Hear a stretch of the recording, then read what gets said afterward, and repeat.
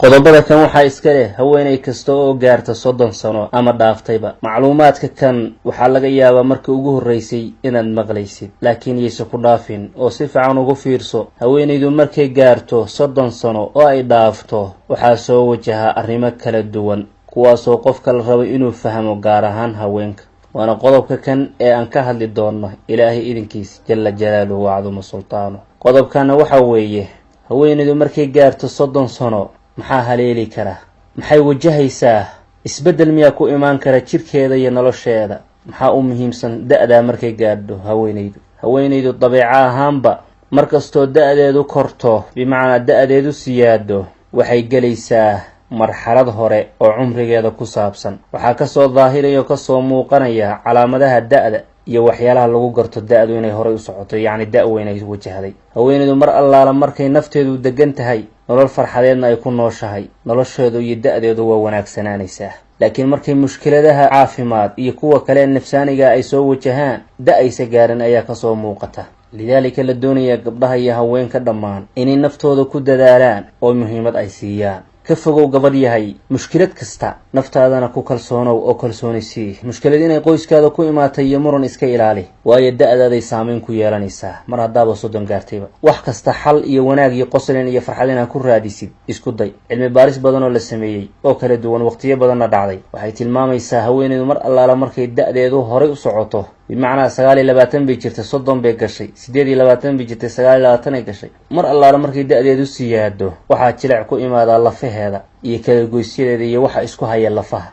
in badan oo calcium ah ayaa haweenku waayayaan da'da markay gaaraan. haweeneyduna waxay gudo galaysaa inay la daalaa dhacdo hoos u dhac badan oo ku imaada lafaheeda calciumkay u baahnaayeen. marka waxaa loo baahan yahay markay haweeneydu 30 sanaba gaarto inay yarayso cabitaano badan oo maanta ay cabayso, waayo kuwaas waxaa laga yaabaa inay ka qayb qaataan calciumka lafaha inay hoos u dhacaan. waxaa la rabaa da'da markaad gaartid 30 sano gaartid inaad siyaadisid cuntooyinka siinaya lafahaada maadada noocaasa, si aad uga hortagtid dhibaatooyin caafimaad darro ee soo wajaha lafahaada markaad da'da 30 gaartid iyo wixii ka dambeeyaba. waxaa waajib kugu ah gabadh yahay ama haweeney markaad da'da gaartid inaad iska ilaalisid cabitaanada laga sameeyo kaafiyanka waxa loo yaqaan iyo qaxwada iyo guud ahaan shaahaba inaad iska yaraysid da'da mar haddaad gaartid ayaa muhiima. sidoo kale cabitaanada kala duwan ee aaryada la socda sida kookada iyo waxa la midka ah ayagana inaad yaraysid ama iska daysid, waayo saameyn bay ku leeyihiin aad u xun caafimaadka lafahaada mar haddaad da'da gaartid da'da 30.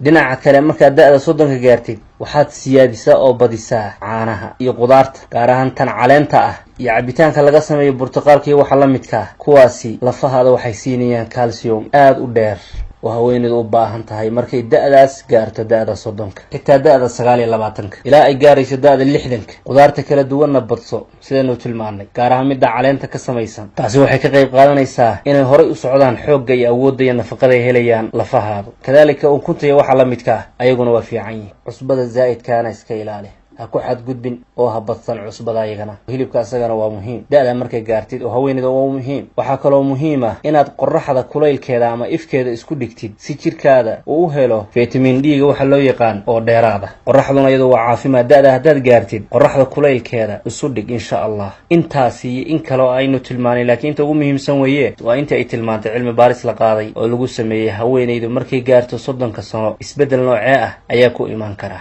dhakhaatiirtii iyo dadkii baaritaanka sameeyena haweenka dardaaranka noocaasay siiyeen, waana idin soo gudbinay. baarakallahu fiikum. waxaa laga yaabaa inaad wax ka faa'iiday. adigu haddaad ka faa'iidayna u gudbi walaashaada kale ee sii salaamaysa da'da 30 si caafimaadkeeda u wanaagsanaado. asalaamu calaykum.